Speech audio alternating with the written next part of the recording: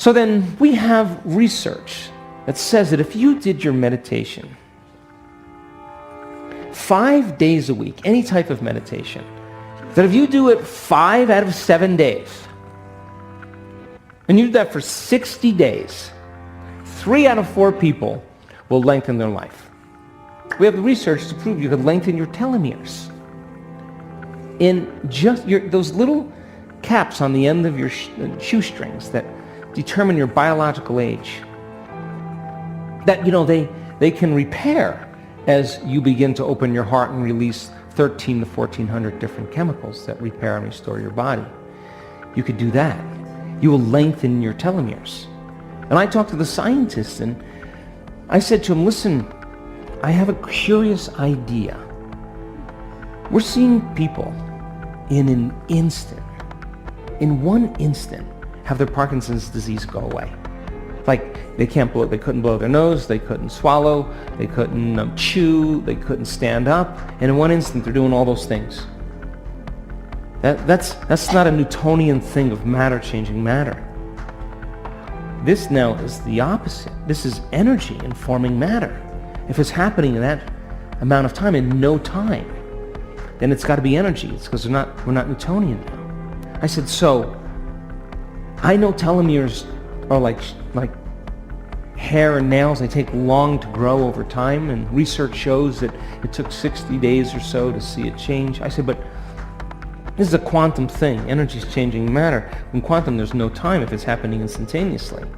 I said, is it possible, theoretically, that a person who had that incident, there could be a change in their telomeres? 60-second pause. And then he said, theoretically, if one person could do it, I would be impressed. I said, okay, I'm going to do the study. And so we did the measurement 4 days after the event.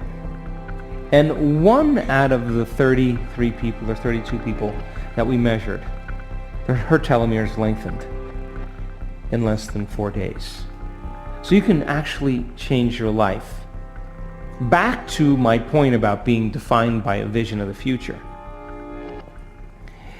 If you every single day wake up every morning and not be defined by a vision of the future,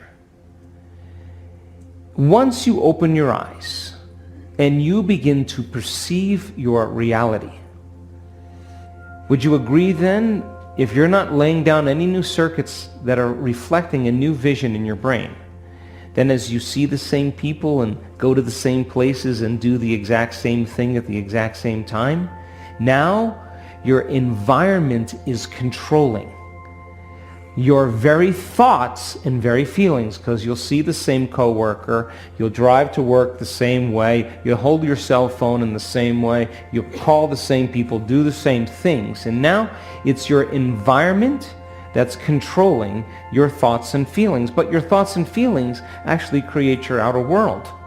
So you're thinking and feeling equal to everything known in your life, and if you believe that your thoughts create something unknown, you got to stop thinking the same thoughts. Yes or no? So then most people then, who aren't being defined by a vision of the future, they're left with the circuitry and the emotions of the past. Their environment is reminding them of their past every single day. Would you agree?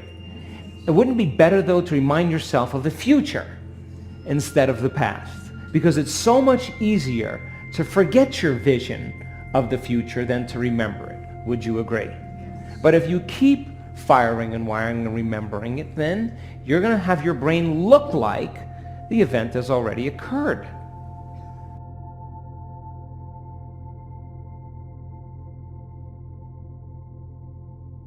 Living in survival is living in stress. And stress is when your body's knocked out of homeostasis. Stress is when your body's knocked out of balance. The stress response is what our body naturally does to return itself back to order. And we have different types of stresses. We have physical stresses like accidents or injuries or traumas or falls. We have chemical stresses like viruses and bacteria and hangovers and blood sugar levels and hormones in foods. And we have emotional stresses like traffic jams and internet connections and second mortgages and single parenting and 401ks. In every one of those things, physical, chemical, or emotional, the body responds by turning on a primitive nervous system. And that primitive nervous system is called the fight or flight nervous system. And when we are experiencing a threat in our external environment, we mobilize an enormous amount of energy to protect the body in its external environment. Now, those hormones of stress, those chemicals, produce a rush of energy. And that rush of energy wakes us up to be more present with three things. We become focused on our bodies, we become focused on the environment, and we become focused on time. Now, all organisms in nature can handle short-term stress. Zebra gets chased by a lion, 15 minutes goes back to grazing, and the body returns back to balance. But human beings are a little different. When we turn on the stress response, we can turn it on by thought alone. We can begin to think about some future event. We can begin to anticipate some worst case scenario. We can begin to expect something to happen in our future based on our past. And we make thought more real than anything else, and the body physiologically changes as if that future event is happening, and we experience the stress of that future event. By the same means, we can unfold the past bitter memory that's tattooed in the recesses of our gray matter, and like magic, it comes to life. And in that moment, it's real. And the body, as the unconscious mind, does not know the difference between the actual experience that produces the emotions and the emotions that we fabricate by thought alone. So, the hormones of stress then begin to push the genetic buttons that create disease. That's a scientific fact. And no organism in nature is designed for long-term stress. So, when you and I are living under the gun of the fight or flight nervous system, we're mobilizing all of this energy. The rush of energy becomes highly addictive. And we begin to subconsciously or unconsciously associate the problems and the conditions in our life to reaffirm our emotional addiction so that we can remember who we think we are as a somebody. So we keep the problems and the circumstances in our life to reaffirm how we want to feel based on that emotion.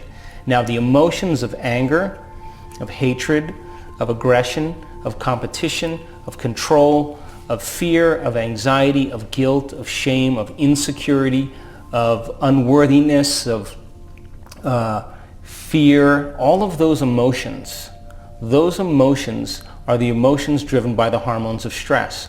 And those emotions then cause the ego to become selfish, become self-indulgent, self-centered, self-serving, self-aggrandizing. It's all about the self. Now, when the zebra's being chased by the lion, she's only concerned about three things. I got to take care of this body.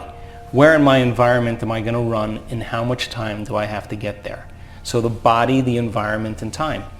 And when you and I live by those lower emotions that I just talked about, we begin to identify ourselves as a body in this environment and time. We're concerned about our bodies, what we look like, what our faces look like, our wardrobe, the things that we have in our life, the things we don't own, our problems. We obsess about time. We become over-focused on these things. And in a sense, when those hormones of stress are running, we become materialists. We begin to try to define reality through our senses.